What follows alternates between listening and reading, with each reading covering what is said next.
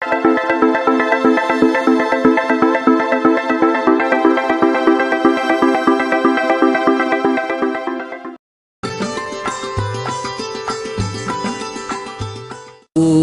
में शेख फरीद ने कैसी मीठी बोली बासा, तुम चुन चुन कागा खाली और मेरे हाडों पर का मासा, तुम चुन चुन कागा खाली और मेरे हाडों पर का मासा, मेरी दो नैना मत छेड़ियो मोहे राम मिलन की आशा, मेरे दो नैना मत छेड़ियो रे मोहे राम मिलन की आशा, जिन करी तपस्या घोर थी वो होए आसरे हरक, वो होए आसरे हरक, वो होए आसरे हरक, लागी का मार्ग और है लग चोट काल जा करके। अब इन कथाओं से आपको बहुत कुछ राहत मिलेगी और निष्कर्ष मिलेगा। ये शेख फरीद जी बचपन से ही ज़्यादा कुछ शरारती टाइप थे। इनकी माताजी के नाक में दम रखा करता, उछल कूद करता, कोई बर्तन फोड़ देता, कोई उठा के किधर पटक देता, गली में जाता किसी बाल गिर झगड़ा करके आ जाता, उलाने आते। उसकी माँ ने सोचा कि इसको कैसे क्या करूं, मैं काम लग जाती हूँ, यूँ किधर गली में भाग जाता है, शरारत करके आता है और आसपास के मोहल्ले का नाक में दम कर रहा है। एक दिन उसकी माताजी ने कहा कि बेटा तू नमाज करया करे। वो कहने लगा माँ क्यों, मैं क्यों करूँ नमाज, मुझे क्या मिलेगा। माँ ने कहा कि बेटा तुझे अल्लाह खजूर देगा। अब उसको खजूर का फ्रूट जो था वो ज़्यादा फेवरेट फ्रूट था उसका, बहुत चाव से खाता था। कहने लगा सचमुच माँ। अखा बेटा सच्ची बता दे। अखा सच बताती हूँ, तेरे को अल्लाह खजूर दिया करेगा जब तू नमाज करके उठेगा। अब मुझे बता फिर कैसे करना है नमाज। माता ने एक चादर बिछा दी साफ सी और कहा इस पर लौट जा और ऐसे मत्था टेक ले और न्यों कहता रहिए हे अल्लाह मुझे खजूर दे, हे अल्लाह मुझे खजूर दे। और जब तक मैं ना कहूँ इतना आँखें मत खोलिए। अब ठीक है माता जी। अब वो क्या करती, एक चादर बिछा देती, उसकी आंखें बंद करवा दे। वो कहे जाता अल्लाह खजूर दे, अल्लाह खजूर दे, अल्लाह खजूर दे। वो अपना सारे काम तो निपट कर लेती, सारे घर के काम ने। और क्या करती, पीपल के वृक्ष के पत्तों के बीच में और इतना सारे खजूर रखाती उसके नीचे, कपड़े के नीचे, जिसके ऊपर बैठ कर वो नमाज करते थे। अब वो उठ के आया, माता ने कहा भाई खोल दे आँखें। उसने आँखें खोल दी, उठ कर अपनी माँ के पास आया कि माता आप तो बहुत झूठी हो, अब आज के बाद कराना मेरे से नमाज। मुझे बहका कर वहाँ बैठा दिया, अल्लाह ने मुझे खजूर तो दिया ही नहीं। उसकी माता बोली बेटा भगवान ऐसे सरेआम नहीं देता, वो छुप के गुप्त रूप से देता है। देख ले तेरे कपड़े के नीचे कहीं रख गए होंगे, अल्लाह जरूर रखे होंगे। उसने जाते चादर फेंकी, उसमें खजूर पाए, दो पत्तियाँ के बीच में अच्छे इतने सारे। वो तो खावे खजूर और कूदे, खावे खजूर और कूदे। अल्लाह ने मुझे खजूर दे दिया, अल्लाह ने मुझे खजूर दे दिया। अब वो खा पी लिया, थोड़ी देर पाछे बोला माँ अब कब करनी है नमाज। वो बोली डट जा, थोड़ी देर फिर बताऊंगी। तो उसको ऐसा चाव चढ़ गया, वो बैठा दे उसने, वो अपना एक दो नमाज के कुछ जो मंत्र से थे वह बता दिए और फिर वो अपना लगा रहता, वो अपना काम ले करने लग जाती और उलाने तो पीछा छूट गया। एक दिन वो माई, उसकी माता जी खजूर रखना भूल गई और उसने कह दिया कि आजा भाई उठ ले। अब वो तो बाट देखा था माँ कब कब उठ ले, वो फट दे उठ गए और देखा उठा कर अपना खजूर खाता हुआ चल रहा। माँ के ध्यान को नहीं रहा रखना, वो खजूर खाता हुआ आया और फिर उसके जहान आ गई, रे मैंने तो यूँ कह दिया उठ ले, खजूर रखना भूल गई। वो खजूर जो उसने तैयार कर रखे थे रखने के लिए, वो माँ के पास रखे, वो खजूर खाता हुआ आ रहा है। उसकी माता जी बोली, अरे शेख फरीद, तो ये खजूर कहाँ से लाया? कि माँ रोज देता अल्लाह मुझे, खावर कुदन का रोज देता अल्लाह मुझे, रोज देता। उसके समस्या हो रही माता जी के, खजूर तो मैंने रखे को नहीं, अरे ये खा कहाँ से रहा है? बेटा सच्ची बता। पकड़ा उसको, अग बेटा सच्ची बता कर, अग दादा दिखाऊंगा, देख यहाँ रखे थे। एक खजूर वहाँ गिर भी गया था जल्दी में उसके पास चद्दर के नीचे, और वो खा रहा सामने। अब माई तो कलेजा पकड़ कर बैठ गई, क्यों बालक को ना इसके साथ तो अल्लाह विशेष रजा बख्श रहा है। और माई ने ये सोची थी कि आज इसको खजूर ना मिल ले तो ये कद्दे नहीं करे, फिर ईसा निकम्मा है। कहने का भाव ये है कि परमात्मा अपनी प्यारी आत्माओं के पहले से ही साथ रहता है। अपनी आत्माओं ऐसे ऐसे सुख भी उसको हो रहे थे, तो फिर क्या हुआ, उसकी प्रेरणा परमात्मा में इतनी बढ़ती चली गई कि वो घर त्याग के और घर से निकल गया अल्लाह के प्राप्ति के लिए, परमात्मा प्राप्ति के लिए घर से निकल गए। तो आगे वो ऐसे ऐसे नकली संत काल के प्रेरित वो मिल गए। एक संत मिल गया तपस्वी, उसका आसपास बहुत बोलबाला था कि ऐसे महात्मा कदे देखे ना सुने, बड़े सिद्ध पुरुष हैं, वचन में शक्ति है, कई वर्षों तक खड़ा होकर के तप किया है, कहीं बैठकर तप किया है, बहुत अच्छे पुराने संत हैं। अब उनकी दंत कथा सुनकर शेख फरीद भी उसी का शिष्य हो गया, घर त्याग दिया, बैराग ले लिया, कति शादी भी नहीं करवाई। शेख फरीद जी का जो गुरु था वो तपस्वी था, एक डेरा बना रखा था, उसमें 5-7 उनके शिष्य थे, परमानेंट रहते थे। अब कहते हैं परमात्मा पाने के लिए जो घर छोड़ कर भी आ गया और ये मान लिया कि इस गुरुजी से ही हमारा कल्याण होगा, तो उस गुरुजी को प्रसन्न रखना एक परम कर्तव्य बनता है शिष्य का। परमात्मा भी कहते हैं कि कबीर हरि जय रूठ जा और गुरु की शरण में जावे, और कह कबीर गुरु रूठ गए तो हर नहीं करे सहाय। तो जिनको परमात्मा चाहिए उन्होंने तो वो सारे ही क्रिया करनी होती हैं जिनसे भगवान मिले। तो उस शेख फरीद के ने तो ये पक्का ठान रखा था कि अभी हमने भगवान चाहिए, और गुरुजी की सेवा भी करना अति अनिवार्य है। तो गुरुजी की सेवा में भी वो तत्पर रहता था। कहने का भाव ये है कि वहाँ रहने वाले अन्य शिष्यों से वो शेख फरीद जी गुरु जी की अत्यधिक गुड बुक्स में था। तो इस तरह वो हर स्टेप पर उस गुड बुक्स वाले यानी शेख फरीद जी को अधिक महत्व देते थे। प्रत्येक कार्य में कोई विशेष जिम्मेवारी का काम होता था उसको बताते थे। तो अन्य चेले जो वहाँ रहते थे वो ईर्षा करने लग गए शेख फरीद कि भाई इसने तो गुरु जी को घना कंट्रोल कर लिया, इसकी सारी बात मानते हैं, और क्यों ना इसको गुरुजी के नज़रों से गिरा जाए एक दिन। तो क्या था वो गुरुजी कैसा था, खाना खाता था, खाना खा करके फिर हुक्का पिया करता था। तो उधर से गुरुजी ने क्या देखा, उन बच्चों की खेचादानी देखकर उसने ड्यूटी ला दी कि एक दिन एक शिष्य सारी क्रिया मेरी करवाएगा, मेरी सेवा करेगा, जैसे कपड़े धोने हैं, नवाना है, रोटी बनाना है, खिलाना है, हुक्का भरना है। तो ऐसे सबकी ड्यूटी लगी हुई थी। एक दिन शेख फरीद का जब समय आया तो उन वर्षा के दिन थे, चौमासा होता ना आजकल मौसम, वर्षा ऋतु थी, वर्षा कभी हो जाती कभी रुक जाती थी।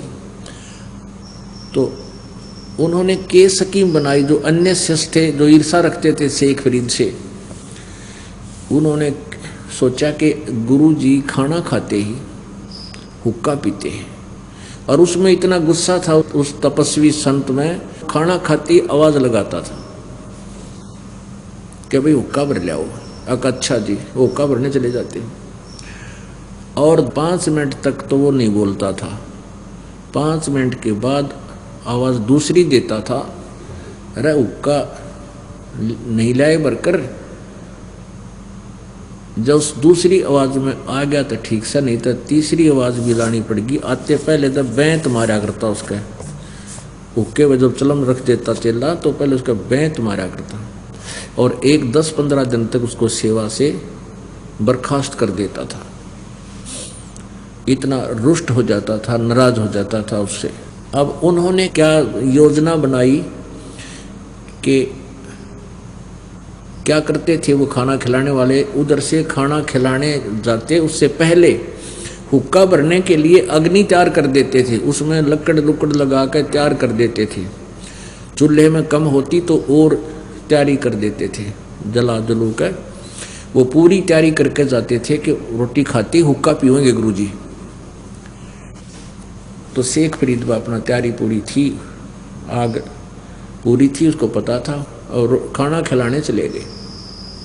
पीछे से उनके दूसरे साथियों ने उस पर पानी के छिट्टे मार दिए, वह आग बुझा दी। ऐसे ढंग से बुझा दी जैसे वर्षा ऋतु के कारण ये अपने आप बंद होगी। अब शेख फरीद ने खाना खिलाकर अपनी मस्ती से आया तक अग्नि तैयार है, जाऊंगा भर लाऊंगा। उसने जाकर देखा अग्नि का एक पतंगा भी को नहीं, और सिरगा लूँ ठीक कर लूँ। तो उसने सोचा भाई आज तेरी बात बिगड़ेगी और गुरु जी तेरे से नाराज होंगे, समय पर जब हुक्का नहीं भरा जाता है और तेरा जीवन व्यर्थ हो जाएगा। जय गुरु जी रुष्ट हो गए कि फूकूंगा इस जीवन का, क्या करूंगा इस मानव शरीर का।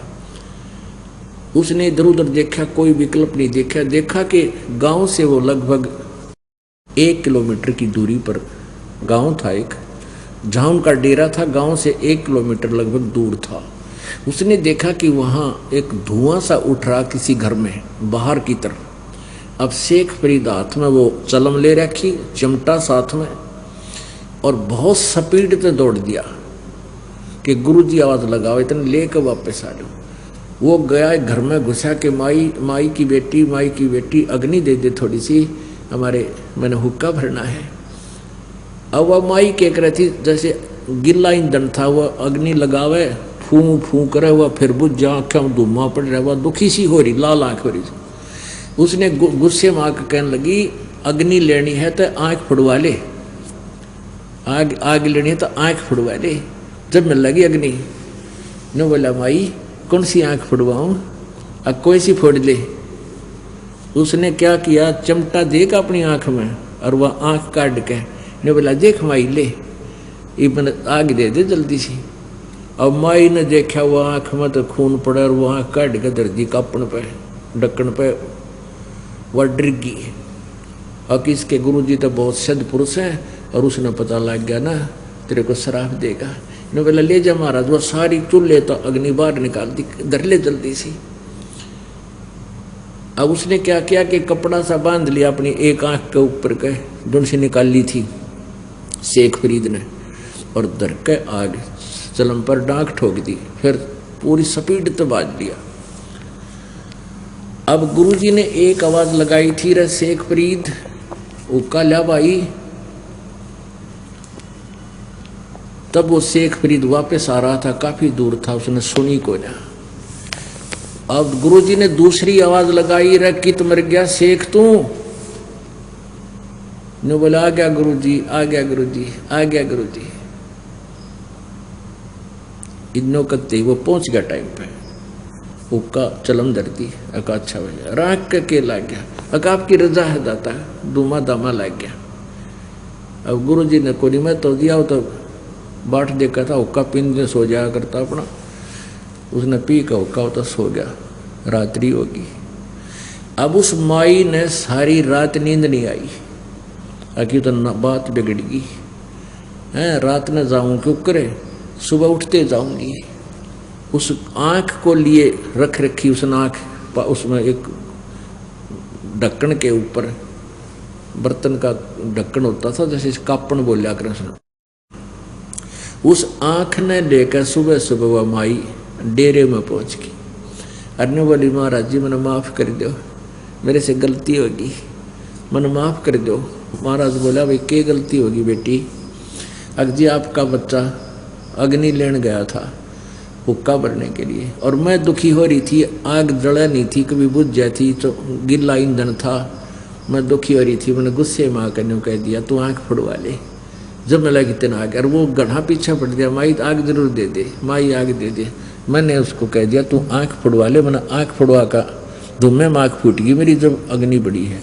मैं दुखी हो रही थी, दुख में ये शब्द कह दिए आपके चेले ने, और आँख निकाल दी चिमटा मार के, ए महाराज जी, और ये मैं आँख ये देख लो ये ले आई हूँ।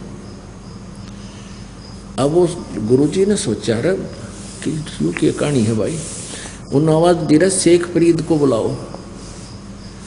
शेख फरीद आ गया। हाँ गुरुजी। बेटा क्या बात थी?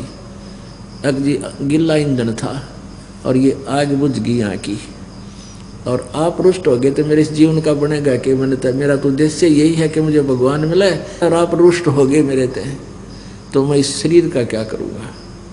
सीने से लगा लिया उस प्यारी आत्मा को, उस संत ने अपने चेले को, और कहा बेटा खोल दे इस कपड़े ने।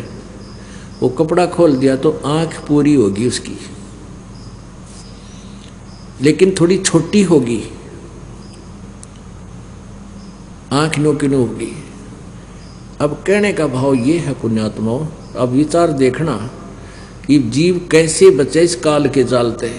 उस प्यारी आत्मा संत ने, उस गुरु जी ने, गुरु पद पे घर त्याग कौन करता है? जो पिछले जन्म का पुण्यकर्मी प्राणी होता है, परमात्मा की चाह में घर से निकलता है, या घर पे रहते हुए साधना जो करता है, इधर भ्रमता भटकता है, परमात्मा के चाहने के लिए तीर्थों पर मंदिरों में कहीं जाता है, वो पुण्यात्मा ही होता है। पिछले संस्कार उसके अच्छे होते हैं तो वही गुरु पद प्राप्त करता है। और फिर आगे हठ योग तो कुछ ऐसे जंतर मंत्र हैं सदग्रंथों के, उनके करने से उसमें कुछ सिद्धियां आ जाती हैं, और उन सिद्धियों से उसके पुण्य जाते हैं। अब उसने अपनी उस वचन से उसको आंख दे दी।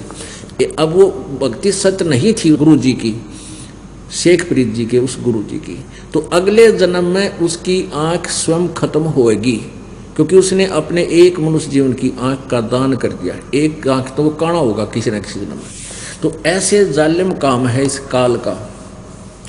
अब वो गुरुजी जब मृत्यु को प्राप्त होने लगा, सबको निर्देश दिया करता, बेटा ये साधना अंतिम सांस तक करना, घोर तपस्या करना, इस घोर तप करने से तुम्हें परमात्मा प्राप्ति होगी। जैसा उसके पास साधन था वो अपने चेलों में दृढ़ कर रखा था। अब शिष्यों ने भी ये फाइनल मान लिया था कि हमारे गुरुजी ऐसे सिद्ध पुरुष हैं, आँख भी ठीक कर सकते हैं, तो फिर इनकी सब बातों में दम है, सत्य है, सच्चाई है। तो इस दृष्टिकोण से सारे स्तब्ध थे और उनकी आज्ञा का पालन करते थे। तो जब वो मृत्यु को प्राप्त हो गए, शरीर छोड़ गए, अब शेख फरीद जी ने सोचा कि यहाँ ये लोग खींचातानी रखेंगे मेरे साथ, गुरुजी चले गए हैं, और तपस्या करने के लिए उन्होंने कहा है हम थोड़ी दूरी पर उस आश्रम से 5-7 किलोमीटर जाकर वो तप करने लगे। अब 12 वर्ष तक उस शेख फरीद जी ने केवल 50 शेर अन्न खाया, 50 किलो 12 वर्ष में। हिसाब ला के देखो, ओए होए 50 किलो तो एक आदमी एक साल में छक्के भी कोई ना, 50 किलो में सारे साल में, यानी 1.25 मन अन्न फरीद ने खाया। किस लिए खाया? कि मेरा शरीर जीवित रहे थोड़ा बहुत, और मैं इतना घोर तप करूं। अब उसने खूब तपस्या की। अब उसका शरीर इतना कमजोर हो गया, वो क्या करने लगा? कुएं के साथ में एक वृक्ष था, कूप के साथ, उस वृक्ष की टहनी कुएं के ऊपर के गई हुई थी ऐसे। उसने उस वृक्ष की टहनी में रस्सा बांध के अपने पैरों का बांध लेता, और अन्न इसलिए कम खाता था कि मेरी इंद्रियां, मेरे विकार बकवाद ना कर दे, कहीं मेरे इस मार्ग में बाधा ना कर दे, इसलिए अन्न कमजोर ऐसा खाया करता कि बस ये सांस सांस आ जा और मन बकवाद ना करे, कोई मेरी क्रिया में भंग ना हो जा, कोई विकार ना कर बैठूं मैं। तो उसने क्या किया, शेख फरीद ने सोचा थोड़ा, इसलिए आहार कम करता था, तो उल्टा लटक जाता था कुएं में, पैर बांध गए रस्से तक, और रस्से को थोड़ा लंबा लटका लेता था अपने हाथों तक, पैरों के बांध के, फिर उस रस्से को पकड़ कर धीरे धीरे ऊपर और उल्टा होकर के फिर लटक के ऊपर आ जाता था। ऐसे 12 वर्ष तक कुएं में उल्टा लटक के साधना की। अब एक दिन वो बाहर बैठा था, जिसा भी अन्न उसने खाना था वो खा लिया और ऐसे निढाल बैठ गया और वो सोच रहा था कि हे भगवान, परमात्मा कब दर्शन दोगे अल्लाह, ये खुदा शरीर तो अंत होने वाला है। इतना वीक हो गए वो कि शरीर पर केवल अस्थि पंजर हार्ड हार्ड दिखाई देते, जैसे कति कमजोर आदमी होया करे। अब शेख फरीद जी ने ऐसे विचार कर रहा था, लेटा हुआ था, ऊपर से काग आगे कौवे। उन्होंने देखा ये आदमी मरा पड़ा है और इसके मांस तो है नहीं, हम खा लें। आंखें निकालने के लिए काग आगे माथे पर बैठ गए। तो उसने सोचा भी ये कौवे खाओगे तेरी आंख काट देंगे। वो कुएं में उल्टा लटक गया सहज सहज। तो कौवे वहां भी पहुंच गए। तो थोड़ी देर के बाद उन्हें देखा कि तो बिल्कुल कंडम सा हो रहा है, तो फिर उस पर जा बैठे, उस रस्से पे। तो वो क्या बोला कि भाई कौवे, मेरी आंख छोड़ दियो, मेरे शरीर पर कई मांस शेष हो, तुम अपना पेट भर लो, खा लो तुम। और न्यू कह के वो फूट फूट कर रोने लग गया। जब वो रोने लगा तो कौवे भी उड़ गए, कि आदमी तो जीव है। शेख फरीद जी ये सोच रहे हैं कि भगवान, परमात्मा प्राप्ति के लिए घर छोड़ के आया था, परमात्मा अल्लाह मिला नहीं और शरीर अंत होने को आ चुका है, अब ये ज़्यादा समय नहीं रह पाएगा। इससे वो बहुत बुरी तरह रोने लग गया।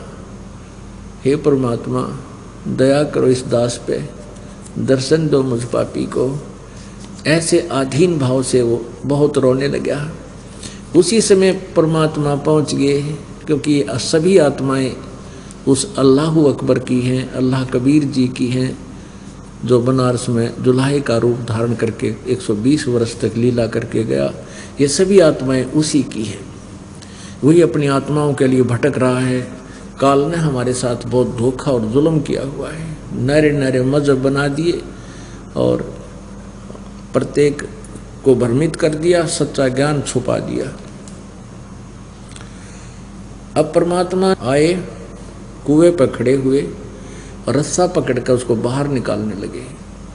ऐसे जैसे पानी निकालते, बहुत गहरे होते थे कुएं उस समय, 200, 300, 300, 400, 400 फुट गहरे होते थे नीचे। को क्या करते थे, जैसे खेतों में पाली होते थे गवाले, ये पाली होते थे बकरी भेड़ चराने वाले, तो कुछ एक शरारती होया करते, वो पकड़ के उसका रस्सा और ऐसे घुमा देते थे, अल्हा देते थे। एक बाबा जी फूटे जा गए इधर उधर कुएं में लाग के, तो वो बेचारा अपना हाथ ऐसे कर लेता था, अपना सिर बचा लेता था। वो थोड़ी बहुत देर छोड़ छाड़ कर चले जाते थे, कर लेते शरारत अपनी।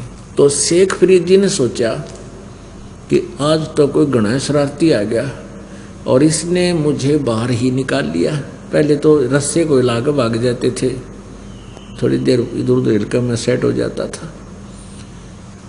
तो जो ही परमात्मा ने ऐसे बाहर निकाला, उल्टा लटका लटका कहता शेख फरीद कि भाई मैंने तेरा क्या बिगाड़ा है, मुझे वापस छोड़ दे, शरारत ना करे। साधु संतों के साथ शरारत नहीं करते, भगवान अल्लाह तुझे सजा दे देगा। तो परमात्मा ने पूछा आप क्या कर रहे हो महात्मा जी? वो कहने लगे कि मैं परमात्मा प्राप्ति के लिए भगवान के दर्शनार्थ साधना कर रहा हूँ, तपस्या कर रहा हूँ, भगवान की भक्ति करके उसकी प्राप्ति करूँगा, उसको दर्शन करूँगा, मालिक के दीदार करूँगा। तो परमात्मा बोले कि मैं हूँ भगवान और मैं तेरे पास आ गया हूँ। अब ये जो अज्ञान छुरी है, ये हमारा ज्ञान अज्ञान जो है, ये फिर आगे अड़ जाता है, ढीठ बना दिया इसने हम उस अधूरे ज्ञान में।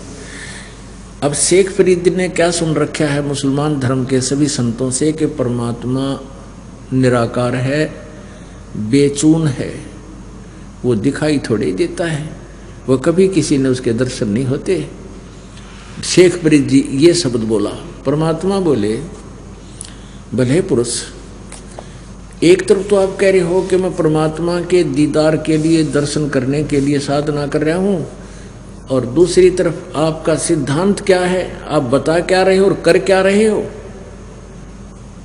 आप कह रहे हो भगवान निराकार है, वो दिखाई थोड़े देता है, और उसके पाने के लिए आप ये इतने डले ढोरा, इतनी साधना कठिन कर रहा है। न्यों तो सोच ले भले पुरुष, तुम कह क्या रहे हो और कर क्या रहे हो। ओ तेरा गजब भैया, इतनी सी बात थी। अब शेख फरीद के मन के सारे सक्रिय सिद्धे हो गए, वो सारे लेंस सीधे हो गए कि जो उल्टी आंट पकड़े बैठा था उसने न्यों के न्यों चरण पकड़ दिए, उल्टे लटके लटके। ये सोच लिया कि ये अल्लाह नहीं है तो अल्लाह का जानकार अवश्य है। भाई सच्ची बात है कि हम परमात्मा के दर्शन के लिए सारा प्रयत्न कर रहे हैं और परमात्मा को निराकार बता रहे हैं, दर्शन किए कराएंगे, डले डोन लग रहा। तब परमात्मा कबीर जी ने कहा, बच्चा भगवान मिलेगा उसके विधिवत एक विशेष विधि है, और ऐसे भूखा मरने से, हठ योग करने से परमात्मा प्राप्ति नहीं होती। तो पहले कुछ फल खा, आहार कर, थोड़ा खा ले, तुमने तो बिल्कुल छोड़ दिया। 1.25 मन अन्न 12 वर्ष में क्या मायने रखता है। अब आहार कर और जैसे मैं बताऊं वैसे भक्ति कर। तब उसने परमात्मा कबीर जी ने उनको उपदेश दिया। उस प्यारी आत्मा ने सच्चे दिल से उसकी श्रद्धा से मालिक की भक्ति की। तो फिर परमात्मा ने, कबीर जी ने उसको कुरान शरीफ में बताया कि ऐसे ऐसे, उसमें लिखा है कि वो परमात्मा, कुरान शरीफ सूरत फुरकानी आयत नंबर 52 से 59 में, आपका कुरान शरीफ ज्ञानदाता किसी अन्य अपने से और सुपीरियर सर्वशक्तिमान सर्वसृष्टि रचनहार परमात्मा अल्लाह के बारे में बता रहा है। और उसने 6 दिन में सृष्टि रची, 7वें दिन तख्त पर जा बैठा। उसकी खबर वो तुम्हारा अल्लाह नहीं जानता जो कुरान शरीफ का ज्ञान दे रहा है। उसके लिए उसने ऑप्शन छोड़ दिया, कोई बाखबर यानी तत्वदर्शी संत बताएगा, उससे पूछो। वो तत्वदर्शी संत मैं हूँ। तो ये तो जचगी शेख फरीद कह के सचमुच, क्योंकि वो पढ़ा करते थे उनको, तो उसी समय नाम ले लिया। सब क्रियाएं जैसे परमात्मा ने बताई वैसे करने लगे। फिर उनको मोक्ष अधिकारी बनाया परमात्मा ने। तो कहने का भाव ये है, गोरख से ज्ञानी गणे और सुखदेव जति जिहान, सीता सी बहु भारिया संत दूर स्थान। संत के घर दूर हैं, संत का घर दूर है। और देखो शेख फरीद जी का पहले वाला गुरु कितना सिद्धि युक्त था, आंख भी ठीक कर दी। तो ऐसा चमत्कार देख के कौन हिल जाए। उस गुरु जी दो रहते ने सोचा ही तो भगवान उतरिया है, और वो था काल का दूत। काल से सिद्धियां साधना करके, हठ योग करके बैटरी चार्ज कर ली, और वहाँ उसको बांट बूट के अपना नाश कर लिया, अनुयायियों को भी भ्रमित कर गया। अब पुण्यात्माओं, आप कितनी पुण्यात्मा हो, उस एक एक प्यारी आत्मा को सच्चा मार्ग पर लाने के लिए परमात्मा ने किस किस प्रकार खाड़े करने पड़े। उन्होंने सारे डले डोलिए जो परमात्मा उनके पास गए, उनको वही रास्ता बता जो आज दास आपको बता रहा है। आप कितनी पुण्यात्मा हो कि उनसे, उन संतों से भी आप अधिक पुण्यात्मा हो जो आपको आज सहज में भगवान मिल रहा है।